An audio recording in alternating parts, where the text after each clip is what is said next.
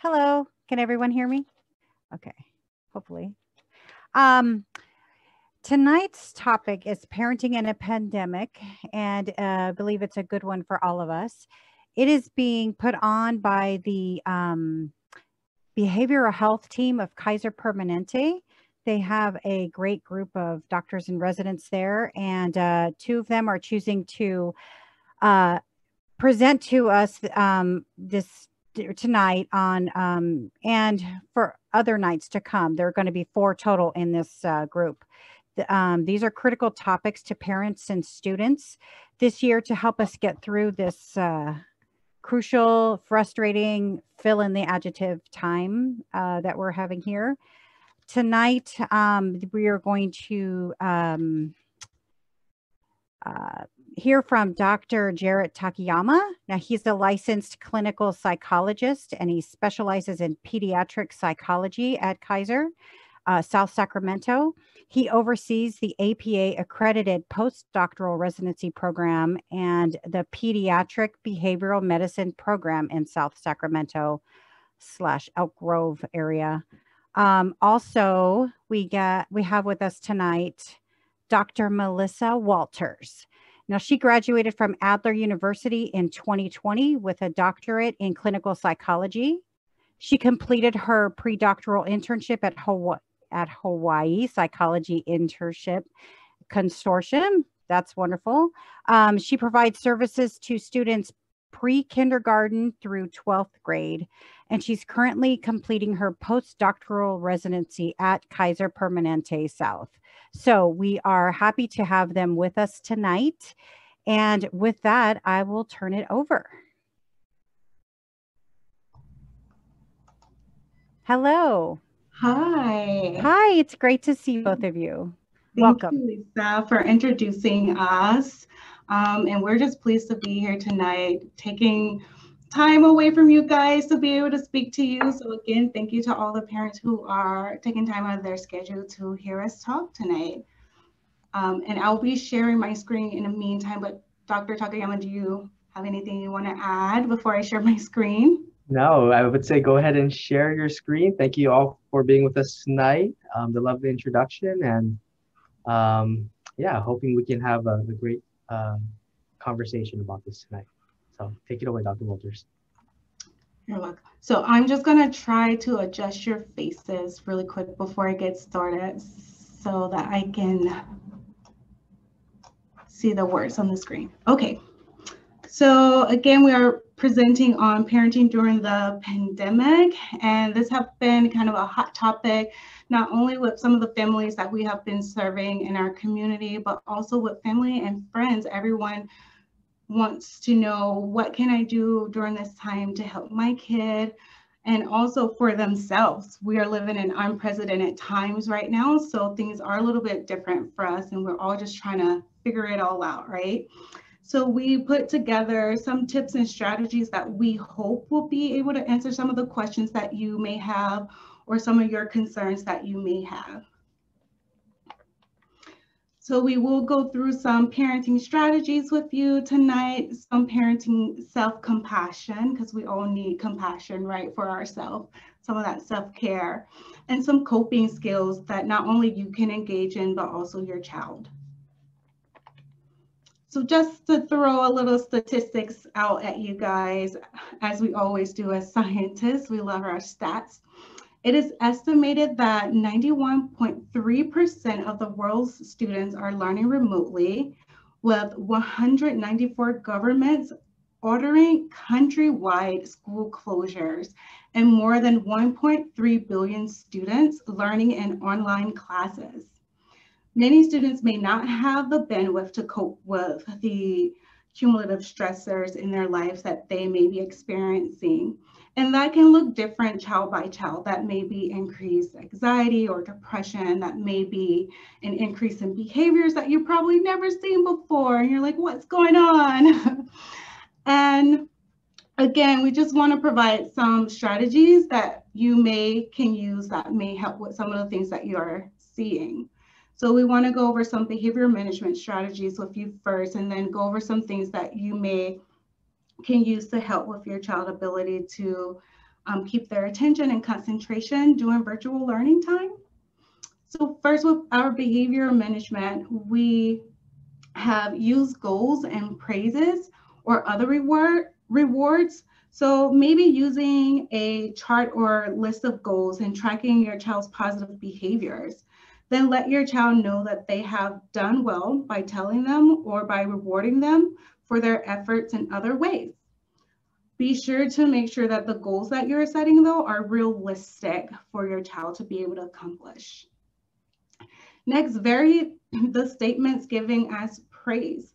We want to change them out because kids can pick up on if we're being superficial or not authentic. So change those praises. So for an example, if you see your child sitting for their virtual class for 20 minutes, maybe going over and saying, hey, I love the way you're sitting still and focusing on your work. Great job.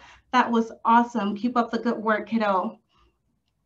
And then also selectively ignore inappropriate behaviors. As long as your child is not causing harm to themselves or to others, it may be appropriate to ignore that behavior. A lot of times, some of those behaviors come up because they want your attention or feel like this is an appropriate way to get your attention.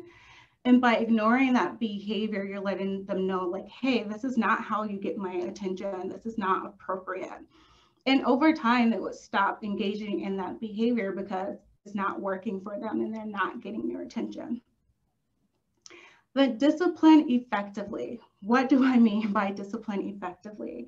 Well, I mean use effective directions. And what that may look like is make sure you have your child's attention when you are giving a direction. Be clear about what you want your child to do and when he or she should do it. Ask your child to repeat the directions back to you to make sure he or she understands. Avoid asking questions when you want your child to do something. So kind of similar to here, you want to also give clear and specific directions when you're talking with your child. And then also do some modeling for them. Model good listening skills during special playtime and give your child positive attention for good listening.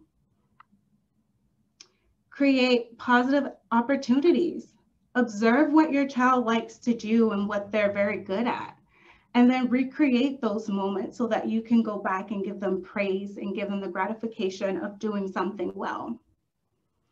And then lastly, what we have down here is say no without saying no. You may be wondering, how do I do that? So an example that I like to use with the families I work with, for instance, say if your child comes up to you and they really want to color right now, but you're busy working or you're on the telephone. So instead of saying, no, we cannot color right now, I'm busy, rephrasing that and say, hey, I see that you want to color. We can color when I am off the phone. And so if you heard what I said, I gave them clear directions and instructions on when we would be able to engage in the task that they want to engage in. The most important thing too is following up with your child. So if you say that you're going to color with them after you get off the telephone or after you stop working, make sure that is what you do. So again, setting that realistic goals that both you and your child can accomplish. Next, we want to talk about some of those attention and concentration skills. So create a routine.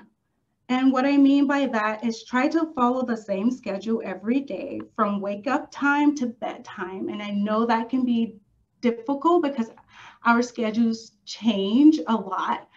And the best that you can do is try to have your child wake up at the same time and go to bed at the same time.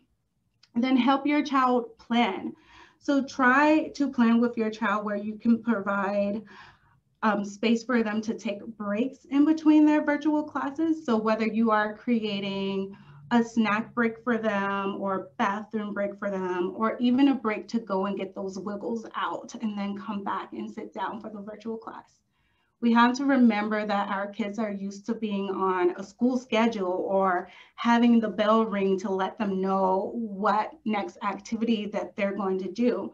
So you may want to try to recreate that structure within the home by creating, even having like a schedule for them, or having a task list where they can check off like, hey, I sat for 20 minutes and I listened to my virtual class. Now it's time to have snack time, check off. After snack time, we come back and we sit down and we do our math homework, check. Now it's time for lunch. We go and have our lunch for an hour, we come back, check that off the list. So that can help your child be familiar with what is coming up next and what is expected of them to do. Next, we want to manage the distraction. I always tell my family, if it's possible, create a space in your home where it's designated only for learning time. So that means that space will only be used for you to do your virtual learning and for you to do your homework. And in that space, we want to create a clean desk or a clean work area for them so that they'll be less distracted. They will be less distracted. That may look like building some cubbies up around a nightstand where their computer at if they don't have a desk at home. And that may look like taking the books off the desk or removing a poster that may be distracting to them. We also suggest providing calm manipulatives. For some children, if you notice your child, they may calm themselves by fidgeting with their fingers or twirling their hair or tapping their feet, or they just need something in their hand to help them focus. If that's what helps your child concentrate and focus, by all means, allow them to have that. I know some of my family's kids reported that they like to listen to music when they're doing their homework because it helps them focus. So provide those opportunities for them. And then being in close proximity, having that proximity control. So being in an area where you can see what they're doing, you can redirect them quickly if you need to, will also help them with their attention and concentration. And then sleep. Sleep hygiene is so important for behavior and for attention. And so how can you care for your child at home? So scheduling that bedtime routine with them is really important with helping them get to sleep. What it does is allows your child body to realize, hey, it's time for me to relax. It's time for bedtime. It's time for me to calm down. And so that helps them get to sleep faster at night. And that may look like taking a shower an hour right before bed, or finishing up dinner 2 hours or an hour before bedtime. Reading a nighttime story, if that's part of your routine rituals, getting tucked in by one of the parents, if that's what you do, and being consistent with that and doing that every night or every other night if you can.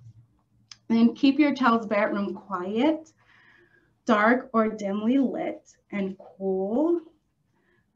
Limit activities that stimulate your child right before bed. So I always tell parents, like, no TV or no screen time at least 2 hours right before your child is getting ready to go to bed. Again, we say that because we want them to realize that it's time to relax and it's time to calm down. Limit eating and drinking near bedtime. Also, good sleep hygienes come with regular exercise, like wearing the body out a little bit right before bed. And then we suggest that young children get between 8 to 10 hours of sleep at night. Okay, so now I'm going to let Dr. Takayama take over and talk about some lifestyle management. Awesome. Thank you so much, Dr. Walters. We also forgot to mention in the beginning, if you have questions, please feel free to add questions to the chat, to the Q&A section. We'd be happy to answer any questions that you may have. We'll also save time when we're done here today to answer other questions as best as we can. So I'm going to go ahead and switch gears and talk a little bit more about lifestyle management at this point. I think Dr. Walters gave a fantastic summary about behavioral modification strategies or different tools and techniques that sometimes may seem so simple, but oftentimes it's the cumulative effect of these kind of smaller strategies that we start to really notice some big changes in the behavior for our students. So again, switching over to lifestyle management. The first is we always want to talk about, exercise and eating healthy foods. One of those things that, I know as a parent now and before didn't quite always understand, and, how busy life can get and how many things we're juggling at the same time. And I can only imagine for you all, the things that you're doing day to day for your child, not only as their parent, their friend, their confidant, their teacher, I mean, everything, right? So making sure that we have time to meal prep or planning as much as possible, to try to make sure that we're staying, healthy and active, because a lot of our days are more sedentary, at this point, because we're just using more virtual work and they're not walking around, they're not in class, they're not in recess. So, those two things are really, really important. And they also will help supplement, like Dr. Walters was talking about, with sleep and focus and just the things that we have to do day to day. The other thing, right, that we want to make sure that we're being mindful of is watching caffeine intake. Now at school, we typically have, water or milk and things like that. But sometimes at home, just by default, there's more accessibility. There's more accessibility to sugary drinks, whether it be juices or caffeine and things like that. So kind of going hand in hand with that prior comment about just eating nutritious foods. We want to make sure that too we're drinking, we're staying hydrated, and we're also limiting caffeine. So we all know that caffeine is a stimulant. Sometimes you mix that with a little bit of stress and that cortisol and the adrenaline, right? It's really tough to be able to sit still. So in times of high stress, we always encourage to be mindful of how much caffeine we're having, whether that be, that sugary Starbucks coffee drink, or whether maybe even something like a boba tea, or iced tea, things like that that we don't always think about when we think of caffeine. We want to be mindful of that. This one is the hot topic. I don't know if you all have questions about this, but we see this one a lot in pediatrics, is about screen time, right? Just to kind of give you an example, we usually have general rules of thumb related to screen time, and we're going to stay pretty consistent with it right now. So we're going to say for screen time, we're going to limit to no more than 2 hours per day of preferred screen time. And so what that means is that, this is not distance learning, because of course that's not feasible to do 2 hours total. So we're looking at the preferred. So these are the video games. This is the TV, the tablets, the YouTube videos. These types of things are what we're trying to really, really limit to no more than 2 hours a day. The reason why we're saying that is, we have a lot of research on what 2 hours a day looks like on our brains. We're finding more and more, and it's going to be interesting to see what the studies are looking like of the cumulative effect of distance learning, of having to do what we have to do to learn. But then we also have this on top of it, the preferred screen time. So again, this can have a direct effect on focus. This can have a direct effect on their sleep. So as much as possible, I know it's sometimes really tough, we're really tired, and it's just very easy to say, here, play a video game, watch this video. Sometimes that's really challenging. I know we get tapped as parents. I'll talk about it in that next slide here. But as much as possible, again, 2 hours of screen time.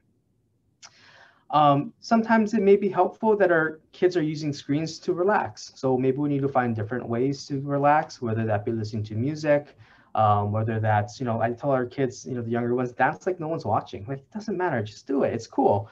And we don't get so much into the social perception piece here, right? It's a safe environment with a family.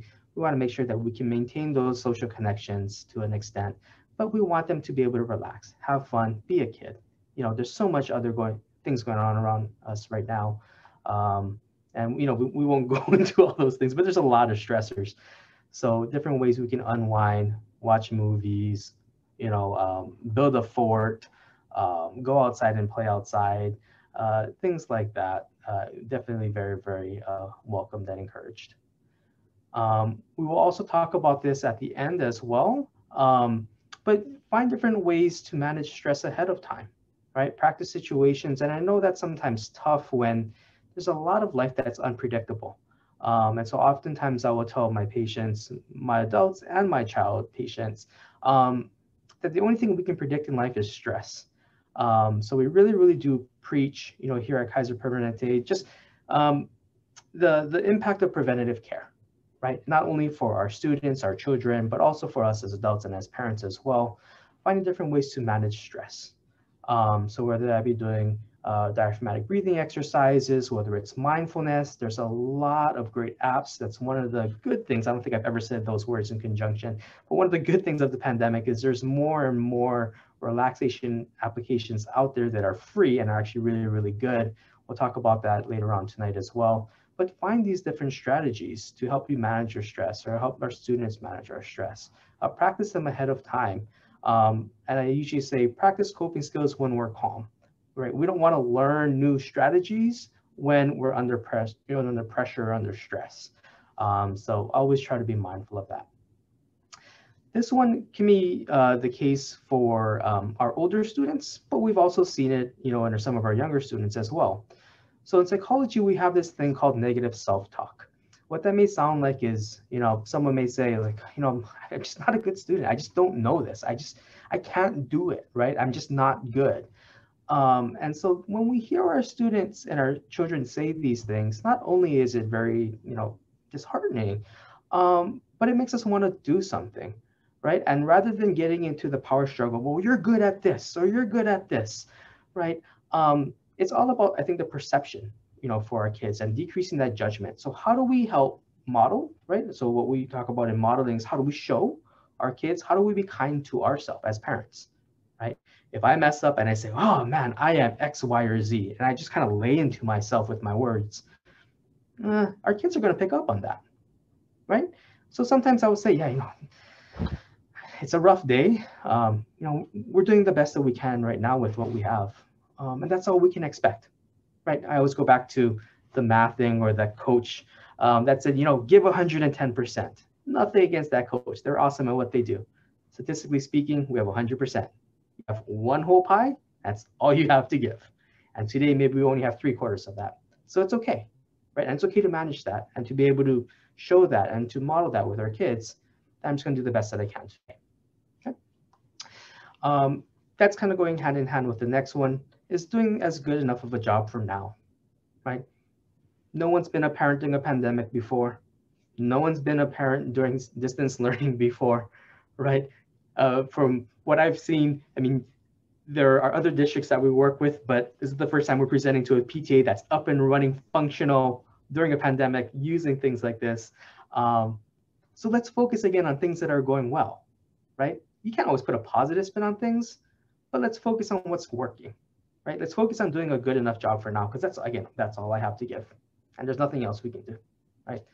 So those are, I think, just some things that we can help us just more in our mindset and the thoughts that we're having.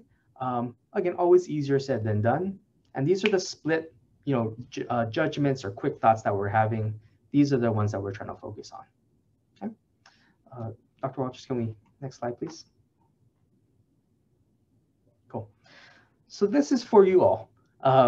Again, you are the heroes, right? You are the ones that are their friends, their teachers, they're everything, right? I don't know about you all, but when we got our child coming home with us at the hospital, no one said, here's a parenting book, here's what you have to do. It's just, here's your child, good luck, right? So with all that being said, we need to focus on you, right? We are the rock. And you deserve a break too. We're not being selfish, right? We're not saying to neglect our kids. But what we're saying is that if we don't get a chance to recharge or focus on ourselves or to take care of ourselves, again, using that analogy, we only have so much to give, okay? So when we talk about a favorable task or you deserve it, right? I think we can go to the 10th degree of people deserving X, Y, or Z too, but in the same way that we talk to our kids about everyone deserving, a great education or, an opportunity, just to try our best and to have things provided for us. Again, we need to give ourselves that credit too. So making sure that we're taking the time to unwind if we can. If we have the option of family or a partner or someone else to kind of help out, maybe it's once a week, maybe it's once a month, maybe it's 2 minutes a day, right? Everyone's schedules are different. And so can we find something that's maybe possible for our schedule? It's like every year, beginning of the year, right? I want to go to the gym and I set myself, that goal for myself. I want to go to the gym every day, get that new membership. I want to go before work. Why does it not work? Because it's not realistic and it's not sustainable, right? So set a goal that works for you. even if our busiest of busiest parents, rather than looking for that parking spot in the very, very front, right, so you can run into where you're going to go, maybe park in the back. Take some time to just walk a little bit more. We get a little bit more of an exercise. We get a little bit more of a break. Same thing when we get home. As soon as you park your car, we're up, we're running, we're jumping to the next thing. It's okay. Take a few seconds to just breathe, right? We're transitioning through multiple things in a day. These things can be tough, right? So again, take the small breaks to take care of ourselves, right? Next one here, take care of our mental health. We know that there's something called our mind-body connection. What that means if we're not managing our stress, especially again for adults, that we're going to see our sleep get impacted. We're going to see our concentration get impacted in the same way that we see this for our kids. Physically, we're going to start seeing things like our memory is going to lapse, or we're going to have maybe higher blood pressure, or we're going to see those diabetes numbers start to change as well. We can see direct correlations in the impact of stress on all of these physical characteristics as well. So again, start small. Again, preventative health. These are the things that, again, over time will get cut, right? When we're stressed, we're busy. We don't have time for that. Can we get 30 seconds a day? That's all we're asking for. Listen to your body. Obviously, I know it's tough. We can't just say, I quit, I call out sick, I'm done. I've tried it before. My wife doesn't like it. It doesn't quite work on the weekends, at least for me. I don't know about for your family. Listen to your body. Talk about these things, right? How do we have a family meal together too? Things like that where we can just shut off the iPads and just be together. What were things like 30, 40 years ago before we had all this technology, right? Somehow we still survived. So can we get back to these, again, smaller things, the easier things that sometimes get overlooked when we live a very, very busy lifestyle that we've become accustomed to? Relaxation, mindful walks, things like this, definitely very, very helpful. Again, the next slide, I believe we'll go through some different coping strategies, and then we'll also go through some apps. Again, take the time to do this. And if you have, Kaiser Permanente, or whether it be whatever health insurance that you have, Dignity, Sutter, right? Feel free to reach out to your primary care doctors. If you're connected with a therapist or a mental health provider, reach out to them, right? Or if you just don't know where to go, I think it's always good to be able to reach out to your primary care doctor. We'll also have some links here at the end as well. Yeah, I'm just going to leave it at there. I'm not going to go into my soapbox on that. So very quickly, coping skills. So these, I think, are strategies that are very, very effective and honestly don't take very long. Take about 30 seconds. Some of them can take up to 5 minutes. So just to kind of go with them very, very briefly. So we have something called belly breathing or diaphragmatic breathing. A lot of us may already know how to do this. So rather than focusing on our breath from just our chest and our shoulders, which is typically what happens when we get stressed, shoulders go up, or it feels like we're getting muscle tension in our neck and our shoulders. It feels like we have to get a massage or go to a chiropractor, right? Stress can do these things to us. So remember to just breathe from the belly. Simple technique here to be able to do that. Square breathing is a modification of that. I tell people, go ahead and inhale through your nose for 4 seconds, hold your breath for 4 seconds, exhale for 4 seconds, and then do it 4 times. Just remember the number 4, simple technique. This also helps distract our mind if we have some things that we're ruminating on, or we're just kind of stuck on. So square breathing. Mindfulness is, I think, a huge thing that's going around right now, and just the buzzword everyone's saying, be mindful of things. Mindfulness to its core just means being present, right? So whether it be the ABC game, which is really a modification of if you've been on a really, really long road trip and you're playing the, oh, I spy this with my eye, or I see this, whatever that version of it is, it's the same thing here, except you're scanning the environment and looking for something that starts with the letter A. So for example, if you see an apple, it's an apple, right? B, ball, C, couch, chair, etc. You just kind of keep going through the alphabets just to kind of get you grounded again, back into the environment that you're in. And these things also work for our students as well. So feel free to use it as adults, but also could work for our kids. There's also the next one called the Mindful 5 Senses activity. So we're just working through the 5 senses, right? So name 5 things that you can see, 4 things that you physically feel touching your body right now, 3 things that we can hear, 2 things that we can smell, and 1 thing that we can taste. So this is a good kind of tool, especially for our kids, to kind of get them in their body, or especially as adults when we feel like we're going to physically like explode from all the things that we're being pulled and asked to do, including these two psychologists just throwing more information at us tonight. We have some coping skills. The last one is what we call progressive muscle relaxation. It's basically where you tense different parts of your muscles and your body, and you hold, squeeze tight, you release, and it changes the blood flow of your body, and it creates some relaxation. This is the adult version here. For our kiddos, we call it spaghetti noodle. So I say pretend like your body's an uncooked spaghetti noodle, right? It's really stiff, it's really hard. And then we're going to go ahead and tighten really tight, and then release as if your body were a quote unquote cooked spaghetti noodle, right? Which is tension free, relaxed, no muscle tone. If I lift up my arm, it'll just drop and flop because there's no muscle there. So doing this again multiple times, I say do it about 3 times. It's a good just technique, not only for us as adults, especially if we have a lot of aches and pains that build up when we have accumulative stress. This also can help with kids too, that spaghetti muscle exercise. Oh, sorry, spaghetti exercise. All right, I think we'll move on to the next one.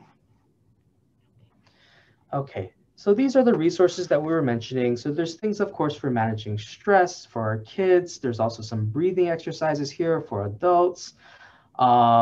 On the right-hand side, these are more for the adults. So kp.org/listen is a free podcast that you can go to for things like insomnia and stress management, and what else is in there? Anxiety, panic attacks. I mean, all of this is free. All of it's available. You just have to plug it in and listen. There's also some free apps. Like I mentioned, there's a lot of great things out there. These are ones that we've kind of vetted and that we recommend. Headspace, Calm, My Strength, there's no financial thing with them. That's just things that are free that work. So try those out. If you have Kaiser Insurance, we've also done a few things with some other apps. So again, reach out to your mental health provider or reach out to your primary care doctor. We'd be happy to talk about the options there for free apps if you're a Kaiser member. Some other things too, right? There's some great resources on NIMH. Which is the National Institute for Mental Health. So feel free to go to those websites. There's also a good organization called the Greater Good Science Center, which is out of UC Berkeley. What they do is they really digest the research and make it into things that are understandable. You know, I don't love reading journal articles at night, and so I will read this because I get the same content and it tells me what to do with it, which is actually helpful for what I'm wanting to do. There's also things in there for parents and also teachers. And to kind of help, you know, one of the topics that's popping up in my head is there's an article in there about, will the pandemic mess up my kid? It's a good question. I don't know if you've thought about it, but I definitely think about it. Or how do I parent a kid during this pandemic? I know we've talked about a lot of behavioral strategies here tonight. You know, try these things out. And again, if they're not working, always reach out to your primary care doctor, your child's pediatrician. And then we can also take a few questions here. We have time to take a few questions if we have more specific things we want to dive into. I'm going to go ahead and open up the floor for anyone who has any questions. Oh, and let us know if you need us to put back up any slides. We can also put back up that additional resource slide. I know that we are recording, so if you wanted to go back and get that information, you can look at the recording as well.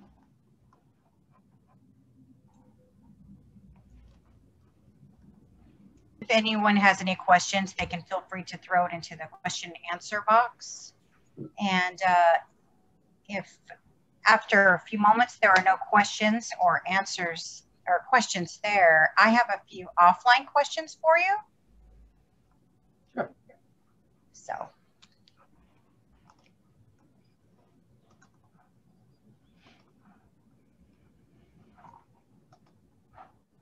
Seems to me you may have answered a lot of questions for people already. Your presentation was wonderful and very thorough and full of information. Thank you so very much. Oh, let's see what popped up here. No questions. Thank you for the great info and resources. You're welcome. Thank you. From Alicia. Oh, here's one from Betty T. Can you please elaborate a bit on screen time? Is the 2-hour max an average to strive for? That's a good question. So I'm not going to be a typical psychologist and answer your question with a question, because now I have multiple questions. So yeah, we are striving for a 2 hours max. When we kind of average things out, it's tough because I know some families will do nothing during the school week and then we'll just kind of lump sum it on the weekend. Sometimes that's really tough because not only does it affect their sleep, but it doesn't give us a lot of leverage as far as just using electronics as a typical behavior modification strategy. So what that means, if we're using any reward-based incentive programs, and if I screw up and it's Monday and I know I'm not going to get my screen time until the following Monday, I see that kids are pretty savvy business people. I don't care. I'm just going to do whatever I want for the rest of the week, right? So sometimes we may also use this in conjunction, that 2 hours can be a reward. And sometimes it could be more aspirational. If our kid is at 8, 10 hours of preferred screen time right now, it's not going to make sense for us to go drastically to 2 hours. You can gradually decrease it over time. And if they say why, just say these two mean doctors from Kaiser said. That's Thank you so much for that. From Marina, how do you truly think kids' social and emotional development is being affected by the isolation in the pandemic? That's a good question. Dr. Walters, I'm not putting you on the spot. Do you want me to take that one? Do you want to take that one? Well, I just wanted to provide an example of what you can do with the social aspect and continuing to have those social times. So it doesn't have to necessarily be taken away or have them isolated, but there are several things that they can do, such as have those what we call video movie nights, where they get their friends on a video and they're sharing the screen and watching a movie together and still having that communication and socializing with each other. So we just say we have to kind of think out the box and try to be creative of how we can continue to have that social time and create those social times for our kids. Yeah, thank you for mentioning that. That reminded me. Other things that we also recommend too, especially if our kids are just feeling trapped and cooped up, you know, that we can do like a distance drive by. So sometimes if you feel comfortable reaching out to their friends or their parents, and just say, okay, like here's how we're gonna set it up. We're gonna drive by at this time. You know, if we want some privacy, if you have those fourth, fifth, or sixth graders, okay, I know I'm gonna step out of the car. But basically, our child stays in the car, their child stays by the front door, and they can still see each other and still converse, still be safe. And I think these are the things that really kind of depends on our child's temperament. Some of our kids who really, really are drawn to more of that social aspect of it. And, you know, I'm one of those kids too, that, you know, as a kid, why did I go to school? Well, recess and lunch. I'm sorry. And I somehow married a teacher.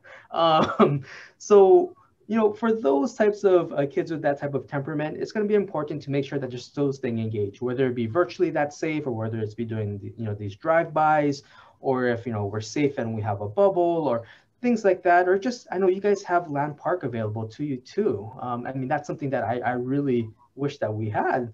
So, you know, maybe everyone we mask up and we walk as a family. And so we may not be interacting with other people as much, but we can still get out of the house and it kind of helps us feel less stuck. The other part of it too is we want to be mindful of, it's not just our kids who are very extroverted that sometimes feel stuck, but even some of our quieter, more introverted, or our kids who feel more internal feelings. You know, if they're isolating more, we notice changes in their appetite. We notice that they can't focus as much or they're more forgetful. These are also warning signs that we want to look at as well to again reach out to talk to a mental health provider or talk to your child's pediatrician about. So I know that doesn't quite answer the question specifically.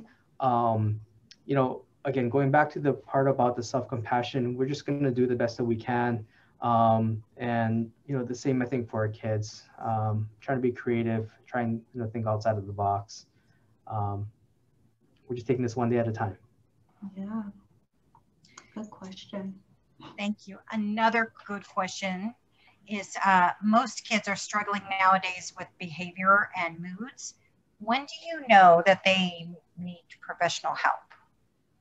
Good question. So I would suggest when the interventions that we presented to you guys are not working and you notice that those behaviors are progressing and not declining, then that's when I would reach out for other help, whether that's to your PCP, and then they can refer you to a behavioral mental health specialist or psychologist. Or if you look through your insurance, maybe they support a different behavioral mental health specialist or psychologist. They can be able to direct you to the right place to go. But definitely gauging the behavior, making note of it. What is changing in their environment? Is it because environmental changes is affecting the behavior, or if you're just gradually seeing a change in that behavior over time? I agree with you 100%, Dr. Walters. And I think a quick reminder, just remember the big five, right? So are there changes in their sleep? Are there changes in their appetite?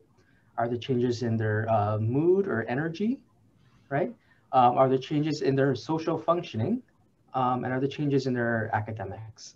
Mm-hmm. So these are the things that, and they don't have to wait until all five, right? That's one of the biggest parts that I love about my job, and it's, what we do in pediatrics. It's definitely better to work more preventatively than we have this escalation. That's a huge thing. So I don't think there's, a time that's too soon per se. But hopefully that just can provide some context as far as the things we're looking at. Oh, and then to add to that, is it affecting their academics now? Is it affecting their daily living skills now? Is also some other markers that you want to look at as well.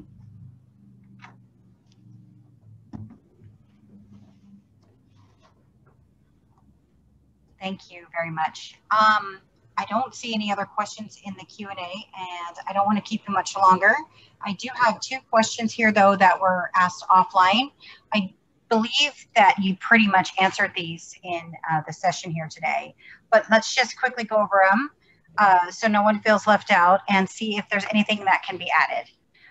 This person says there's so much uncertainty that we are dealing with as parents. How can we convey confidence to our kids about things getting better without over promising?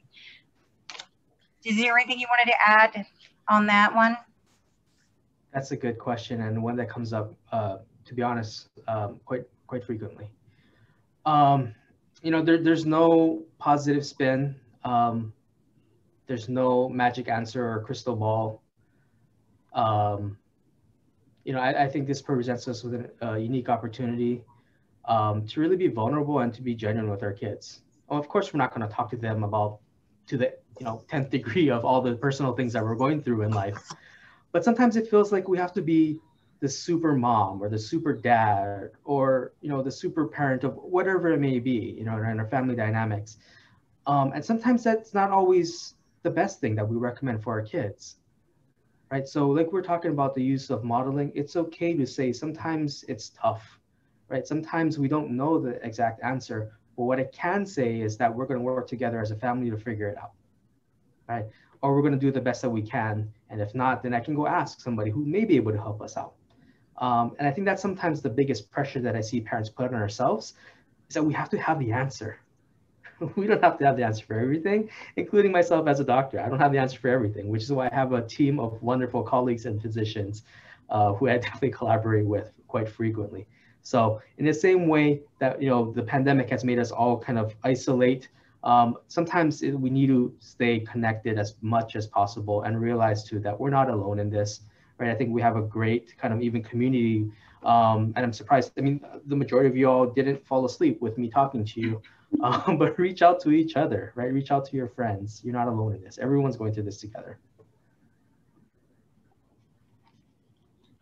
Thank you so much. And this one last question. It says, I know that my impatience and frustration at not being able to know what's coming next is visible to my family and is also influencing how my kids are acting. I'd rather they do as I say and not as I do. How can I navigate being positive for them when I'm feeling so frustrated? Thank you. That's the last question. Thank you. And whoever wrote that question, and I know you all are sharing this, and I'm hoping that this information is helpful for everyone too.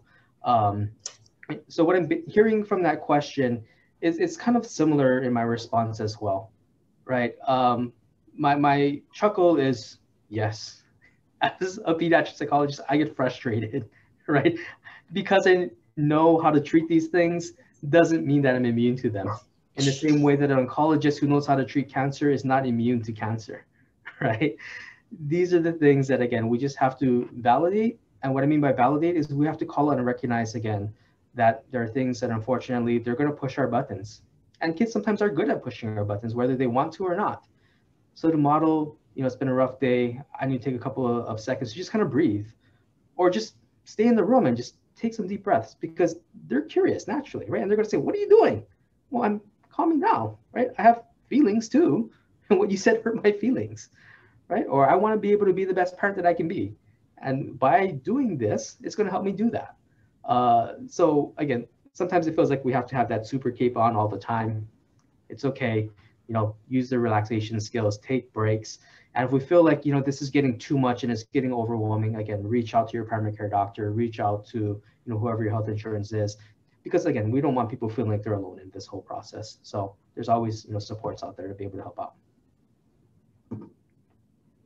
Thank you so much. We really appreciate all this information you're providing to us, especially in this time when mental health is magnified instead of taken for granted.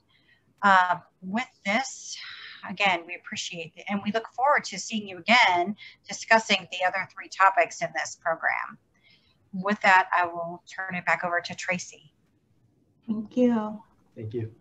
Great, thank you, Lisa, and thank you again. I'm just going to join Lisa here in thanking Dr. Takayama and Dr. Walters for a great presentation. We would love to get a copy of the whole slide deck if we can, but at a minimum, those resources that you put at the end, because I think those would be really helpful to a lot of our parents and our whole parent community. So thank you. So I just want to thank everybody who has been attending the meeting tonight. You're right, I don't think we really lost anybody tonight, so I think people stayed to the end. So congratulations and kudos to everybody for sticking through audits and getting to the end here. We really appreciate all the support of the community. We have, many of you know, our PTA treasurer, Johnny Regato, PTA secretary, Johnny Regato, who is very committed to ensuring that we not only have a good community for our students, but an overall community feel here at Sutterville. And I hope we did Johnny proud of putting a program together here that really helps support all of us as parents and adults in this challenging time. So thank you to everyone. We will be seeing Dr. Takayama and Dr. Walters, hopefully the 2 of them, and maybe some of their other colleagues again for the rest of the series. And with that, good night to everybody. Thank you, and good luck to everybody's distance learning tomorrow. Good night.